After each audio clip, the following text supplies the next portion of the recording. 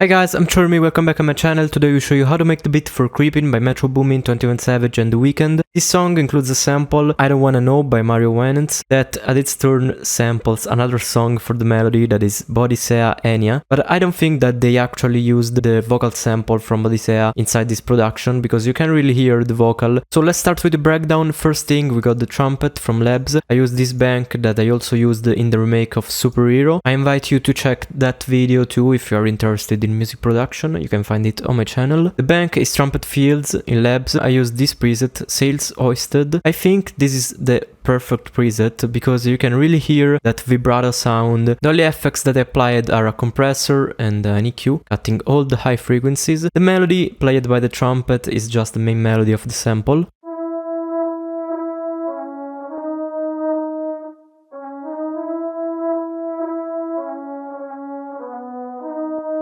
I was talking about this like vibrato / tremolo effect that you can hear when you play a long note. The EQ is essential because without the EQ you can hear all these frequencies. Then we have the strings playing the chords of the sample. We are in C sharp minor scale and the progression is a 1, 5, 6, 3. And at the end we also have another fifth chord to go back to the tonic chord. These chords are played with inversions to make the main melody that is also played by the trumpet stand out from the other notes of the chords. So we have the E on the first chord, that is the third. Then we have a transition note that is C sharp, is the root note. And then we have D sharp, that is the fifth of the second chord. In this case is the fifth chord of the scale. On this chord I think that is also using a 7, that is F sharp. And then we have C sharp and D sharp as transition notes to go to E, that is the fifth of the sixth chord of the scale. And then we have C sharp on the third chord, that is a sixth, and B, that is the fifth. And then at the end we have D sharp to go back to E, and this is just the fifth of the fifth chord of the scale.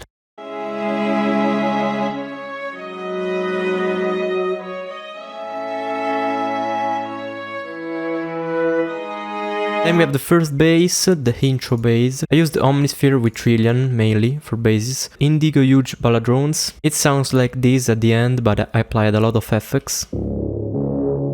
Without mainly an EQ, a really short reverb with a low cut, saturation because this bass has a lot of harmonics that make it stand out, and then some other EQs to boost the mids, because I think this bass has a lot of resonance in the mids. The last one is just a low cut activated by an automation clip when the other bass comes in.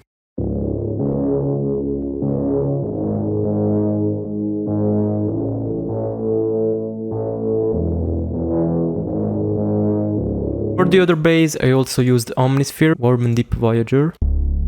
I disabled the effects on Omnisphere and I applied just an EQ.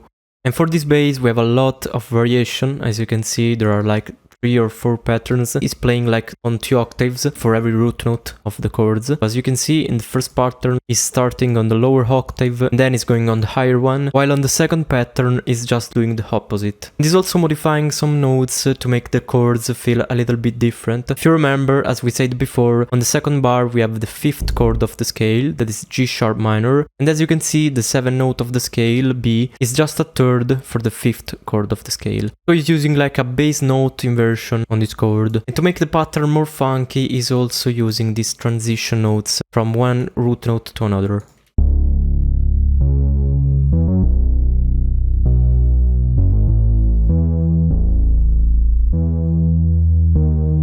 Here is just using the fifth of the sixth chord of the scale to make this little variation in the pattern. Then at the end is using the second note of the scale to go back to the tonic.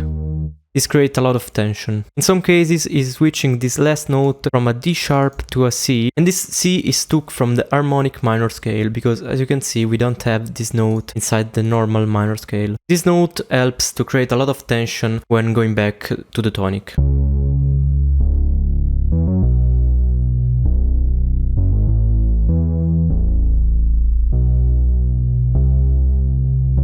And as you can hear, it also had like this harmonic, exotic feeling. Then we have this variation with longer notes.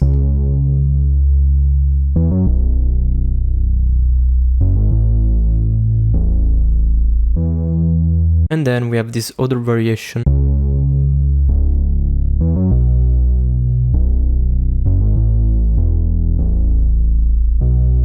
is just moving this note from the higher octave on the lower one. Then we have the drums, a classic snare on the third beat. Then we have a classic two-step. And then we have the kick.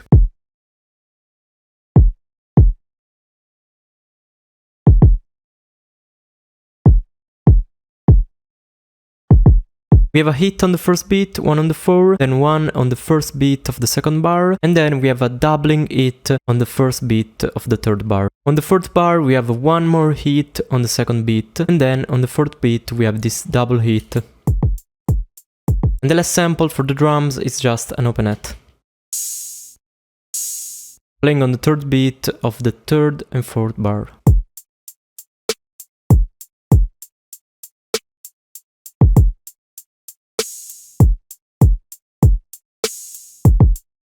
Altogether, the first part sounds like this.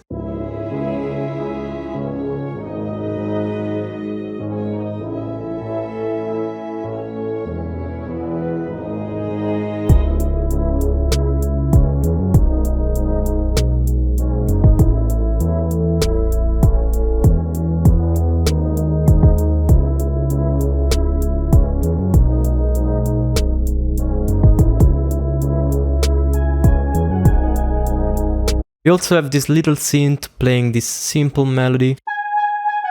I used repro for this. I think I tweaked this preset a lot. Then we have a vibrato plug. I used Serum to recreate it. It's just a simple sine wave with a little bit of LFO on the fine to give that vibrato effect. Really simple melody.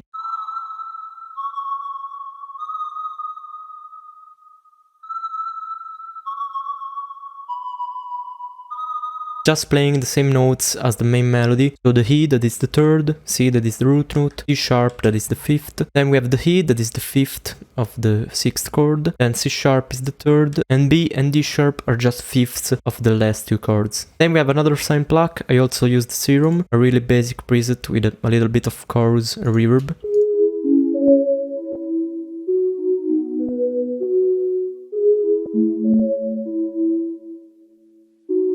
Is like arpeggiating the chords in a descending way. Then we have the piano. I used the Contact Noir.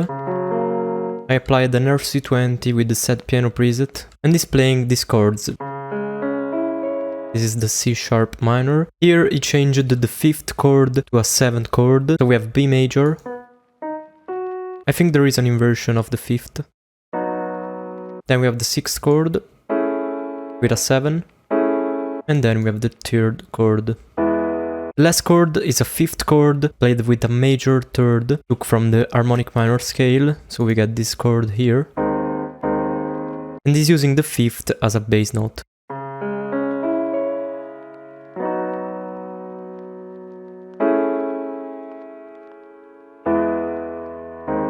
Then we have a square pluck harp melody. I think that it may have used a preset from Omnisphere or from some other soft synth, just playing the chords in an arpeggiator. I used Serum to recreate the sound. It's just a square wave with a sine wave, a little bit of detune, phaser, delay, reverb, and I used a modulation on the envelope to make the sound shorter on some notes. To make it pluckier, I have an LFO on the cutoff, and I also have the velocity modulating the cutoff knob.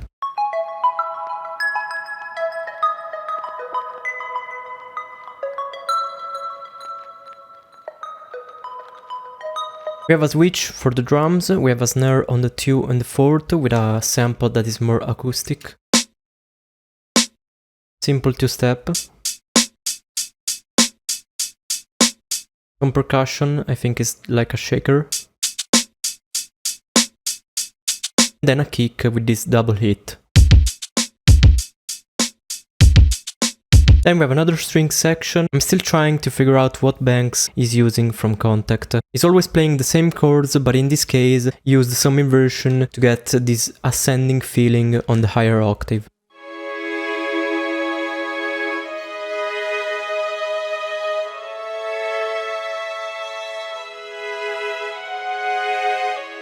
So we took the root note from the first chord and brought it up by an octave. Then we have the fifth and the sixth chord played in their normal triad inversion. Then on the third chord he's holding the E, that is the root note. And then at the end he's using a 7 on the fifth chord of the scale, so the F sharp. Then we have the two last synth. One is a background sine piano, just playing the chords. The other one is always like a synth piano, synth pluck. I used Serum to recreate both sounds. The first one is just a sine piano, so I used the sine with a little bit of detune, 3 voices on the unison, a little bit of filter on the highs, chorus, reverb, and this noise used as a transient. And then I used this LFO set as an envelope to modulate the master tune and to create this pitch effect to achieve this attack on the sound.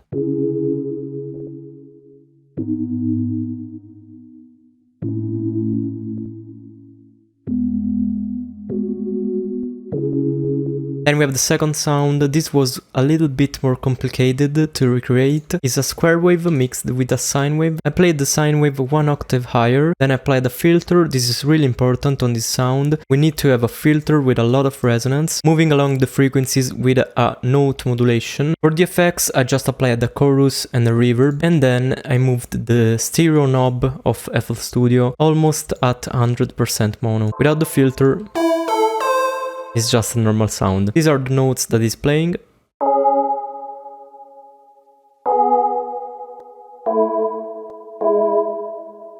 This is what it sounds like with the other elements of the beat.